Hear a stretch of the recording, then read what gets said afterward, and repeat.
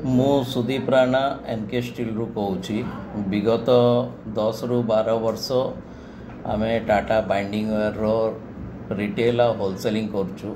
आमर डिस्ट्रीब्यूटर होचंती सागर बिजनेस, जहाँ सागर बिजनेस द्वारा आमको मटेरियल सप्लाई करा होची।